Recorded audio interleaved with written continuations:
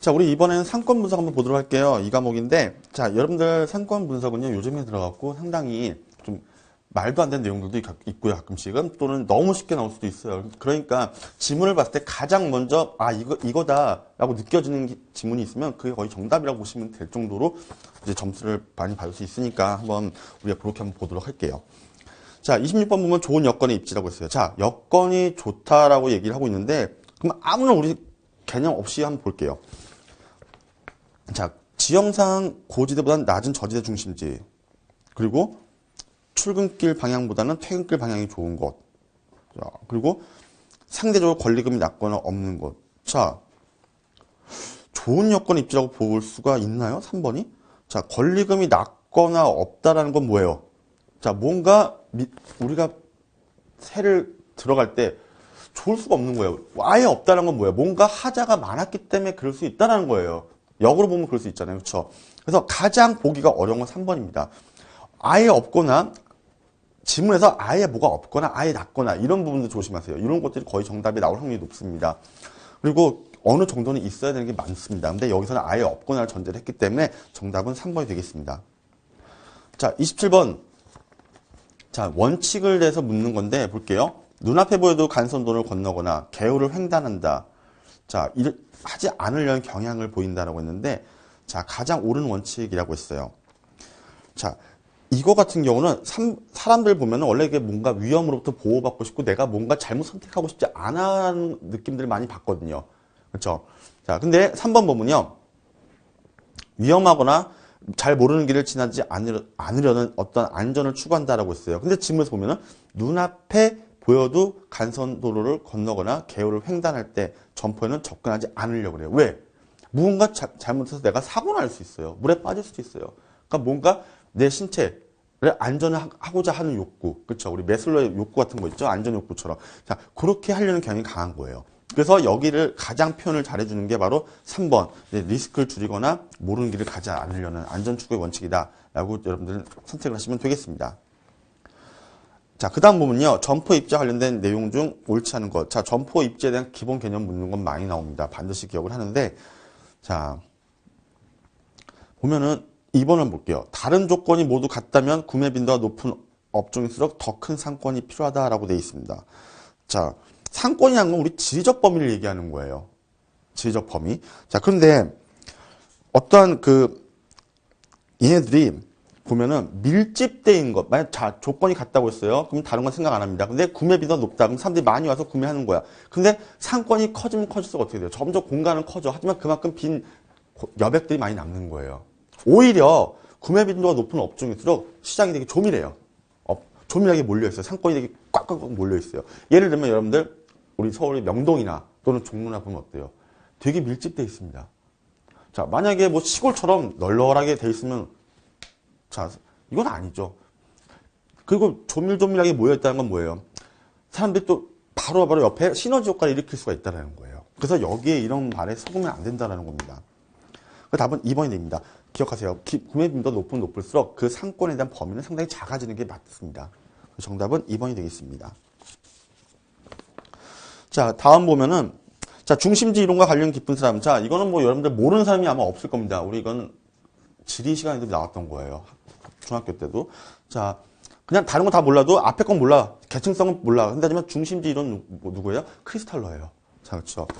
점수를 주려고 낸 문제죠. 반드시 기억을 해야겠습니다. 자, 30번 같은 경우는 이제 최근에 나왔던 문제인데, 이제 업종의 매출액을 추정하기 위한 이제 실무적인 문제예요. 그 공식 이제 흔히 말하면 이제 얼마큼 우리가 팔았냐, 매출액을 냈냐라고 묻는 건데, 자, 좌석수가 나왔어요. 그럼 좌석을 얼마큼 점유하느냐. 좌석이 보통 4명, 2명 앉는다고 테이블 봤을 때 얼마만큼을 가지고 있고, 그리고 객단가, 그 영업을 얼마나 했느냐. 근데 중요한 건 뭐예요? 여기서 빠진 게 하나 있는 게 바로 회전율이에요. 얼마만큼 짧은 시간 안에 사람들이 먹고 가고 했느냐. 한 테이블에 4명인데 10만 원씩 먹고 그다음 얼른 나가고 5만 원씩 먹고 얼른 나가고. 근데 10,000원 먹으면서 몇 시간 있는 사람들. 자, 좋은 손님들이 아니죠. 자, 회전율, 테이블 회전율이 상당히 중요합니다. 답은 3번 회전율이 들어가야 되고요. 31번. 자, 회원제 도매 클럽 우리 MWC 나왔죠. 자, 여러분들 코스트코 같은 거 있죠? 회원제로 해서 얼마만큼 돈을 내 가지고 회비를 내갖고 저렴하게 대량으로 구입한 것을 얘기하는데, 자, 이러한 MWC 같은 경우는 대규모 매장에서 낮은 마진으로 상품 판매한다. 그쵸? 얘들은 주로 창고형이고, 그리고 박스채 많이 팔아요. 여러분들 잘 아실 거예요. 그리고 마진은 줄여요. 왜? 거기 사람들 많이 쓰지 않기 때문에. 그쵸? 그리고 박스채 갖다 놔. 디스플레이 신경 안 써요. 그것을 전부 다 가격을 할인해주는 조건으로 돌려주는 거예요. 이때 이 MWC의 입지로 가장 적합한 것은 하고 나왔습니다. 자, 결국은 뭐 여러분들 다 몰라도 결국 1, 2, 3, 4, 5번의 개념만 알고 있으면, 우리 교재에 있는 개념만 알고 있어도 충분히 풀리는 문제다라고 볼 수가 있는데, 자, 파워센터라는 건 뭐예요? 어떤 얘들은 저가를 무기로 해요. 고가를 무기로 하진 않습니다. 입지도 마찬가지입니다. 그래갖고 사람들이 많이 모이는 곳 있잖아요, 여러분들. 그렇죠? 거기다가 집객력을 완전히 강화시키는 거예요. 그리고 거기 어때요? 저가를 무기로 한다고 했기 때문에 어때요? 가격은 저렴하게 해주는 거예요. 사람들은 많이 모이면서 가격은 저렴하게 하는 곳. 자, 바로 파워센터가 정답이 되겠습니다. 자, 32번. 우리 아울렛 잘 아시죠? 아울렛 몰인데, 자, 가장 옳은 것은이라고 했습니다. 자, 1번은 뭐, 여러분들 헷갈릴 수 있는 게, 2번은 아마 헷갈릴 수 있어요. 일반적인 아울렛은 이렇지 않나요? 하자 상품이나 2월 상품 판매하는 점포들만. 자, 점포들만 입점한다고 했어요. 자, 아울렛이라고 해서 무조건 하자 있는 제품만 하거나 2월 상품만 다 갖다 놓는 거 아니에요. 멀쩡한 제품도 갖다 놓습니다. 자, 이런 거 조심하라는 거죠. 그죠? 자, 3번을 보시면 스스로 고객을 흡인할 수 있는 규모와 점포 구성을 가진다. 자, 아울렛 몰 같은 경우는 여러분들께 뭐 많지는 않아요, 우리나라도. 근데 많지는 않은데 듬성듬성 있긴 하지만 어때요? 사람들 일단 끌어는 모아요. 또 제품 구성은 다양한 편이죠. 그렇죠? 자, 그리고 물론 비인기 상품도 있어요. 그 재고 상품도 있어요. 물론 2월 상품도 있습니다. 자, 근데 이들 같은 경우는 뭐예요? 어떠한 공간, 사람들을 끌어모을 수 있는 공간이긴 한데 그렇게 중심지에 입지는 하지 않습니다. 그렇죠? 근데 사람들이 알고 찾아가는 거야. 아, 여기 가면 내가 조금만 걸어서 가면은 버스 2정거장 걸어가면 20%까지 할인받을 수 있는 제품들이 많다. 무조건 하자 있는 상품만 있는 건 아니다. 좋은 것도 있다. 발품하다 보면. 자, 그런 것들을 얘기하는 게 바로 아울렛 몰입니다. 그래서 일반적인 아울렛을 얘기하고 있는 2번하고는 구분을 좀 지을 필요가 있습니다. 33번 보면은 상권 발전에 긍정적인 영향을 미칠 수 있는 가능성이 높은 거. 자, 이제 좋은 거예요. 좋은 거. 좋은 거 중에서 우리는 가장 좋은 걸 찾아야 돼요. 자, 볼게요. 도보로 접근하기에 가장 먼 거리 대형. 자, 뭐 나쁜 건 아닙니다. 대형 할인점이 들어온 건 좋은 거예요. 근데 뭔가 먼 거리라. 좀 일단 제끼입니다. 2번, 접근하기 약간 먼 거리의 중심 상업지역. 자, 1번하고 비슷한 내용인 것 같아요. 아, 요것도 좀 애매해. 그리고 3번, 해당 지역의 용도가 전용 공업지역. 자, 공업지역을 맡기면 달라요. 만약에 상업지역을 맡긴다면 많은 사람이 유인할 수 있지만 공업은 뭐예요? 공장지대를 얘기하는 거거든요. 오히려 땅값 떨어지고 사람들이 멀리하게 되는 경향이 강하게 됩니다. 그리고 5번, 사람이 걸어다니는 주변에 새로 마을버스가 통과한다. 자, 마을버스가 통과도 좋아. 하지만 제일 좋은 거 4번입니다. 인근에 지하철역이 들어섰습니다. 자, 지하철역이 들어서면 어떻게 돼요? 일단 학교가 들어오게 됩니다. 관공서도 많이 들어오게 됩니다. 그리고 유도 인구가 많아요. 특히 지하철은 지하 상가하고 연결이 됩니다. 여러분들 우리나라의 주요 역 같은 거, 예를 들면 뭐 부천역이나 부평역이나 지하 상가 어때요? 엄청나게 많은 사람들을 유인합니다. 그렇죠? 그 1층하고도 연결돼 있어요. 특히 또 지하철역은 또 하나가 백화점과 연결되어 있기 때문에 많은 사람을 유인을 하게 됩니다. 그래서 여기서 봤을 때는 가장 높은 것이라고 했죠? 그러면 긍정적인 영향을 미쳐요. 다른 거는 뭐 공업적은 부정적인 영향을 미치긴 하겠지만 답은 여기서 4번이 가장 가깝습니다. 자, 다음 입지 전략에 대한 설명은 옳지 않은 것. 가장. 자, 가장입니다. 자, 5번을 볼게요. 도매상은 최종 소비자의 접근성을 고려해서 입지를 결정한다. 자, 도매상은요. 지난 시간 1과목에서 얘기했지만 도매상 다음에 소매상이에요. 전통적인 채널상. 그 다음에 소비자예요. 물론 도매상에서 소비자로 갈 수도 있지만 근데 여기서는 도매상은 최종 소비자 접근성을 고려해서 입지를 결정하지 않아요. 그렇게 배려를 해주지 않습니다. 그렇죠? 얘네들은요. 도매상들은 자기들이 물건을 사서 다시 재판매하는 경우가 상당히 많아요. 근데 소매점 같은 경우는 자기가 물건을 최종 소비자한테 파는 거예요. 그러니까 당연히 소매상은 최종 소비자의 편의를 봐줄 수 있어. 하지만 도매상은 재판매를 하기 때문에 그렇게 편의를 봐주지 않습니다. 그쵸? 답은 5번이 되겠습니다. 자, 35번. 자, 매장 면적 비율법의 내용을 옳지 않은 거. 자, 면적 비율에 대한 거 얘기하고 있는데, 자, 이런 거는 이제 가끔씩 나오는 문제긴 합니다. 한번 볼게요. 자, 여름답의 2번을 보시면요. 총 잠재 수요와 상권 밖에서 구매 비율을 곱해서 구한다라고 되어 있는데, 자, 얘네 같은 경우는 내 점포를 쉐어하는 입장으로 보셔야 돼요. 그쵸? 자, 그렇기 때문에 얘네 같은 경우는요, 곱하면 안 돼요. 나눠야 돼요. 그쵸? 나눠야 돼요. 이거는 여러분들 외우셔야 됩니다. 암기를 하셔야 되는 부분이기 때문에, 자, 그 구매 비율을 나눠서 구해야 된다는 거예요. 차관을 좀 하셔야 될 것 같습니다. 답은 2번이 되겠고요. 36번 보면은 가장 용이하게 경쟁자 분석을 실시할 수 있는 점포. 자, 경쟁자 분석을 가장 쉽게 할 수 있는 걸 구하는 거예요. 자, 근데 1번 같은 경우는 상품 구색이 워낙 독특해. 그럼 그걸 분석을 하기가 어려워요. 그렇죠? 걔들만의 노하우가 있겠죠. 어렵고 희귀한 수입 애완동물 이것도 어렵습니다. 이게 쉽게 구할 수 있는 것들은 사람은 어때요? 우리가 분석이 쉬워. 왜? 어디 가서 내가 이 제품을 구할 수 있으니까 그럼 놓고 뜯어볼 수 있는데 일단 여기서 착안할 거는요. 구하기 어려운 것들, 보기 어려운 것들은 우리가 구할 수도 없기 때문에 분석이 자체가 어렵다. 1, 2번 모두 아니에요. 또한 3번도 마찬가지입니다. 디자이너 브랜드 패션을 판매하는 부티크. 부티크 제품들도요. 그렇게 우리가 쉽게 구할 수는 없어요. 쉽게 구할 수 없을 뿐더러 그걸 따라하기가 모방이 어렵습니다. 4번 역시 사실 전문에 해당되는 거죠. 프랑스 요리 전문 식당이라고 했어요. 이거 가서 스테이크 우리나라가 일반 먹는 거랑 비교 분석이 어렵습니다. 근데 5번 같은 경우는 어때요? 프랜차이즈 편의점. 자, 여러분들 프랜차이즈 편의점 가면 라면이 있어요. 음료수 있어요. 언제 어디서든지 쉽게 구매할 수 있는 편의품입니다. 이런 우리가 비교 분석이 상당히 용이합니다. 그렇죠? 그 답은 5번이 되겠습니다. 경쟁장 분석하기는 가장 쉽겠죠. 자, 다음 보면은 동일한 업종의 선매품, 소매점포들이 서로 인접한다. 자, 요즘에 이런 문제들이 좀 나오긴 하네요. 다시 나오고 있는데 한번 볼게요. 자, 동일한 업종의 선매품, 소매점. 자, 선매품이라는 건 지난 시간에 말씀드렸지만 품질과 가격과 모두 이런 것들 디자인을 비교해서 구매하는 제품이라고 얘기를 했고요. 동일 업종, 그럼 비슷한 업종이라고 볼 수 있는 거죠. 비슷한 제품들 파는 사람들, 그렇죠? 이런 것들이 모여 있어요. 자, 이것은 뭘 얘기하느냐? 자, 얘네 같은 경우는요, 누적 흡인력의 원칙이라고 하는데, 얘네 같은 경우는 이제 비슷한 업종의 제품들을 모아서, 이들이 모아가지고, 만약에 모인다. 그러면 사람들이 어때요? 내가 예를 들어서 만화책을 사고 싶어요. 그럼 만화책이나 또는 자동차 또는 오디오. 여러분들 예를 들면, 여기서는 용산을 예를 들게요. 전자상가. 선매품이니까.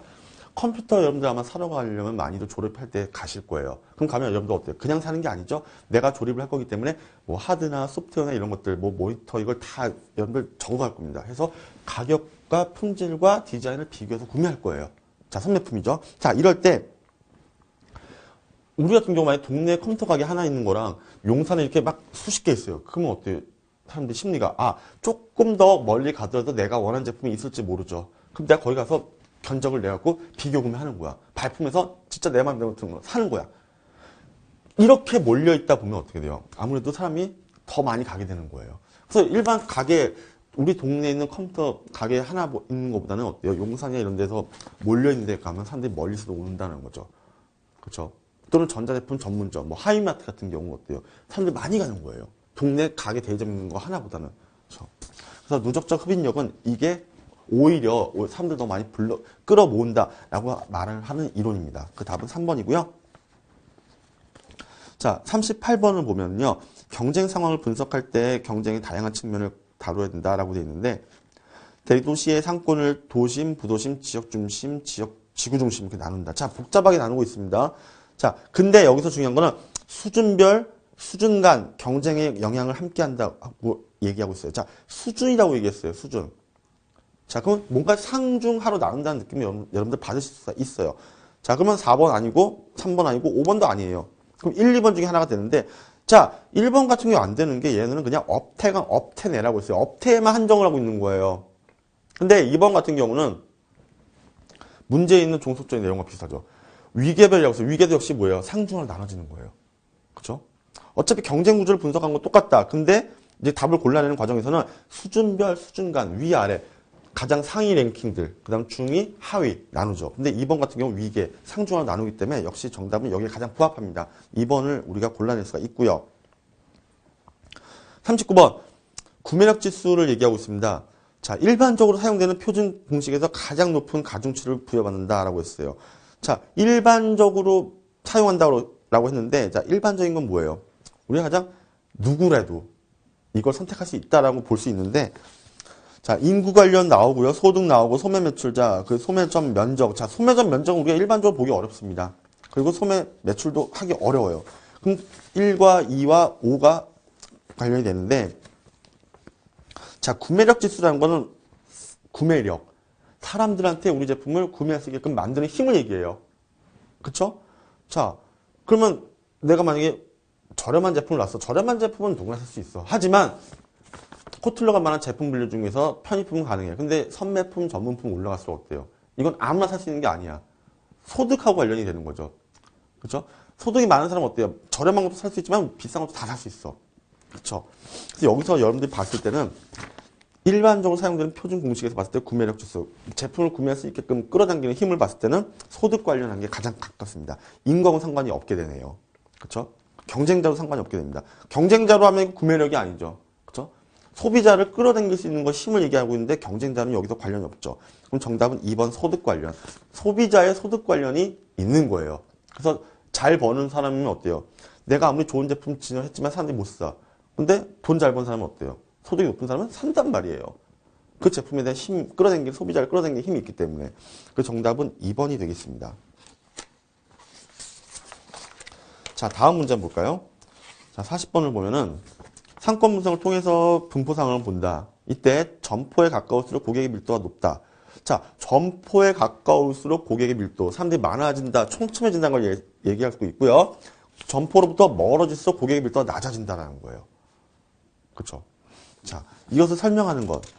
자, 이것을 모두 포괄적으로 얘기를 하는 걸 생각을 해야 돼요. 자, 보면은, 자, 거리 감소 효과라고 나와 있는데, 1번에. 일단 답은 거리 감소인데, 볼게요. 거리 감소라는 건 소비자들의 분포 상황이 있어서 점포가 만약에 이제 가깝잖아요. 그럼 당연히 많아지고, 멀어지면 점점 줄어드는 거예요. 말 그대로 거리에 의해서 움직여지는 거예요. 근데, 물론 이게, 그러면 만약에 그렇게 되면은 2번도 답이 될 수 있지 않느냐라고 볼 수도 있습니다. 3, 4, 5는 아니겠지만. 왜? 점포에 가까울수록 고객의 밀도가 높다는 건 그러면 거리 증대될 수도 있고 아니면 멀어질수록 거리가 될 수 있다고 얘기하고 있지만 얘네는 가까울수록 가까웠다는 건 거리가 감소되는 거죠. 그 사람이 많이 몰려든다는 거예요.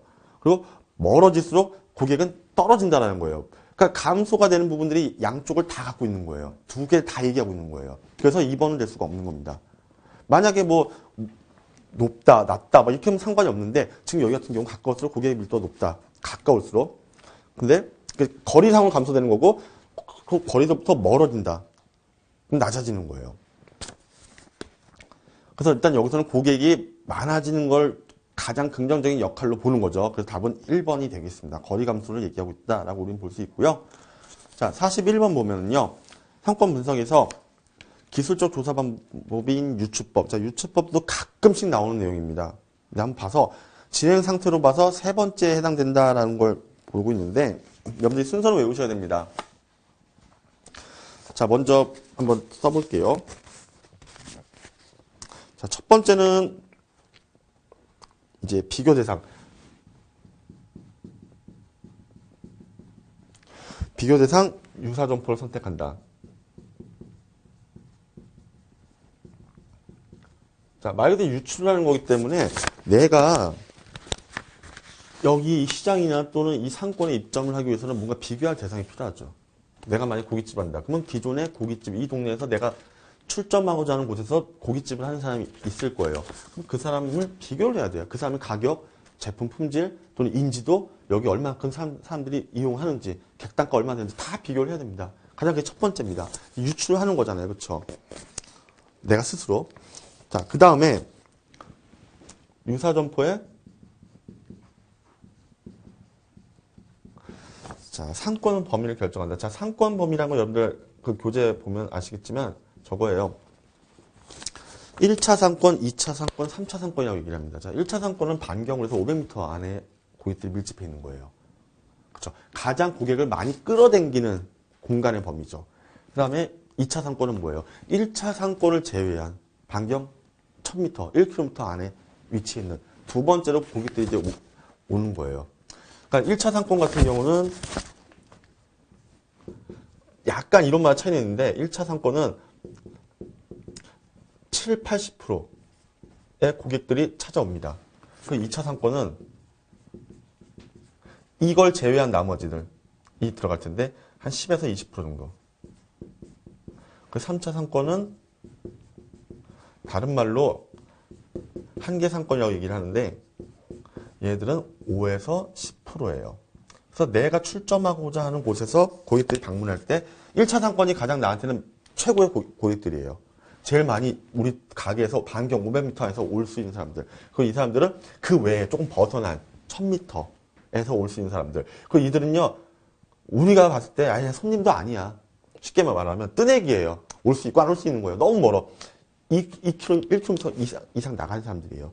이 사람들은 주로 차를 타고 와야 돼. 그 정도예요. 그리고 우리한테 매출도 올려줄 수가 없어. 그래서 한계에 도달하는 사람들이에요. 그래서 한계 상권이라고 하는데, 자, 요게 두 번째가 되고요. 그 다음에 세 번째가 들어간 게 상권 규모를 분석합니다. 자, 여기서 말하는 거는 매출액을 얘기하게 되는 거예요, 매출액. 적어볼까요? 자, 요거 순서 반드시 외우세요. 자, 교재에도 여기 나와 있겠지만은, 자, 매출액을 분석을 해야 돼요. 일단은 우리가 들어간다 하더라도 그 규모에 대비해서 얼마만큼 사람들이 매출을 올릴 수 있는지 모르잖아요. 그래서 평균을 내겠죠. 이게 한 달 또는 두 달, 석 달 또는 6개월, 1년까지도 보는 거예요. 평균액을 내는 거예요. 그래서 얼마만큼 우리가 입지를 했을 때 언제 본전을 뽑고 언제부터 이득이 날 거냐. 그러니까 손익분기라고 하죠. 이익과 손해가 제로가 되는 점. 이것을 언제쯤 넘을 수 있는지를 보는 거예요. 자, 그 다음에 유사점포의 1인당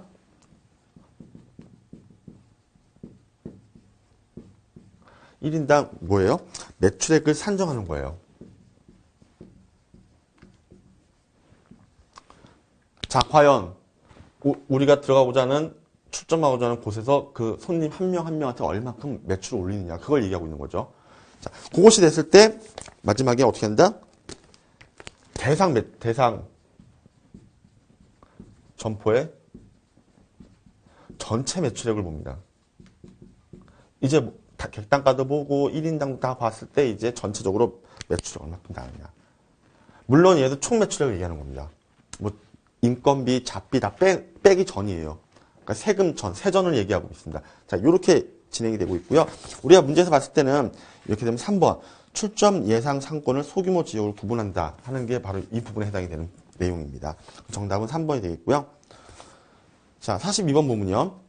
입지의 결정이나 소매 마케팅 전략의 수립에 필요한 상권 분석에서 CST 맵. 자, CST 맵은 또 유추법하고 연결돼서 계속 나오는 부분이에요.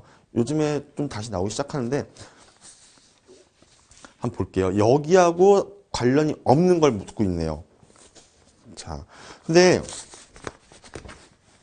CST 맵은 관련이 있는 게 아까 방금 말씀드렸지만 유추법은 관련이 들어가요. 유추법 그리고 이제 고객 전표, 고객이 얼마만큼 모여 있는지 나오는 거죠. 점점점점점점점점점점점 이렇게 모여 있으면 어때요? 우리가 한 지역 안에서 고객이 조밀하게 모여 있다라고 얘기한다고 하죠. 그렇죠?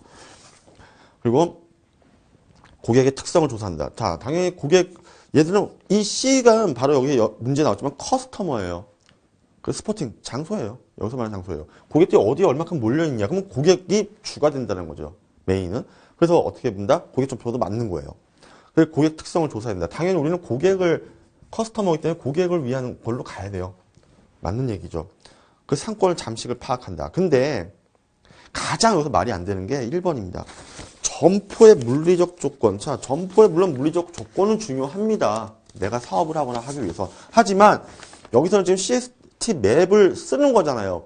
고객이 얼마만큼 우리 점포에서 멀리 있고 가까이 있고 그리고 이들이 얼마만큼 접근성이 좋냐 나쁘냐를 보는 건데 얘는 점포 내의 물리적 조건을 얘기하고 있는 거예요. 우리 점포의 인테리어나 이런 걸 얘기하는 거예요. 여기서는 지금 그게 아니라 뭐예요? 얼마만큼 접근성이 좋냐를 얘기하고 있는 거죠. 그렇죠? 그리고 우리가 목표로 할 수 있는 고객이 누구이냐를 얘기하는 거기 때문에 답은 1번이 되겠습니다. 자, 그 다음 문제 보면요. 자, 43번에서 보면은 자, 상권 분석이 실행된다. 근데 신규 점포 개설을 하고요. 기존 점포 관리 상황으로 나눠 봤을 때 기존 점포의 상권 분석 상황에 해당되지 않는 것이라고 했어요. 자, 기존 점포. 자, 우리가 뭐 득점을 새로 출점을 하게 되면은 기존에 있던 점포가 되겠죠. 그렇죠? 그걸 얘기하고 있는데요. 자, 이에 해당되지 않는 걸 보면은 자, 1번 같은 경우는요. 보면 상권 내 소비자 특성인 경쟁 상황에 맞는 소매 믹스 전략을 도출한다라고 되어 있습니다. 자, 도출. 상권 내 소비자 특성과 그 상권을 포함하는 소비자들 보면 특성이 있을 거예요. 그렇기 때문에 그 특성하고 경쟁 상황이 맞는 소매 믹스. 이것을 여기서 도출하는 데 있어서 자, 기존 점포의 상권 분석 상황에는 적용할 수가 없는 거예요. 만약에 이걸 한다면은 뭐예요? 내가 이제 새롭게 출점할 거면 내가 새롭게 출점하는 그곳에 맞춰서 상권 내의 소비자 특성과 믹스를 해야 되는 거지. 그렇죠? 근데 기존의 점포의 상권에는 이걸 할 필요가 없는 거예요. 이미 여기 끝났기 때문이죠. 그렇죠? 답은 1번이 되고요. 자, 44번. 자, 소매 포화 지수 이거 가끔씩 나오다가 이제 안 나오다 또 다시 나옵니다. MEP랑 IRS는 중요합니다. 예전에 같은 경우는 IRS의 특징이나 공식을 물어보는 게 많았어요. 그래서 계산을 하는 문제였는데 요즘에는 IRS에 대한 계산 문제는 안 나와요. 그냥 특징만 나오기 때문에 특징만 보도록 하겠습니다. 자, 이때 매출 쟁탈을 하기 위한 적극적인 판매 노력이. 자, 이 상황은 뭐예요? 아, 이거는 우리가 기존 점포 간에 뭔가 경쟁이 완화돼가지고 내가 쉽게 고객들이 오면 이런 거 할 필요 없어. 근데 이건 지금 경쟁이 치열한 겁니다. 결국 뺏어 와야 되는 상황인 건데 이때 우리 점주가 노력을 해야 되는 상황을 얘기하고 있습니다. 그걸로 이 상황이 가장 표현이 잘 된 건 무엇이냐라고 보고 있는데 자, 소매 포화 지수 그리고 성장 잠재력 지수 이 나와 있어요. 자, 만약에 소매 포화 지수 IRS인데 이 IRS가 만약에 낮으면 낮을수록 적으면 적을수록 그 수요보다 공급량이 많아져요. 자, 수요보다 공급이 많다. 공급이 수요를 초과한다는 상황이 발생하게 되는 거죠. 그렇죠? 그럼 이것은 결국 시장이 포화된다는 걸 얘기하고 있어요. 그렇게 되고 그렇게 해서 경쟁이 만약에 상당히 과열 상태가 되죠. 과열 상태가 됐을 때는 아무래도 어떻게 돼요? 시장을 우리가 이게 사람들 경쟁자가 막 몰렸으면 우리가 시장을 진입하기가 어렵다는 거예요. 그러니까 들어가지 말아야 된다는 걸 얘기하고 있죠. 그렇죠? 그래서 우리가 새롭게 점포를 구성하기는 어렵다라고 보고요. 자, 그리고 MEP, 시장 성장 잠재력이 높다는 건 뭐예요? 만약에 우리가 이제 시장 진입했을 때 얘랑은 반대가 되는 거예요. 아, 우리가 시장에 진입을 하기 위한 어떤 확률적인 거에서 상당히 우리가 우위를 점할 수 있다는 걸 얘기하고 있습니다. 그 얘기를 하고 있습니다. 그래서 정답은 여기서는 3번이 되는 겁니다. IRS는 낮아야 되지만 시장 성장 잠재력, 우리가 들어갔을 때 성장할 수 있는 가능성 커야 되는 거죠. 답은 3번이 되고요. 45번 보면요.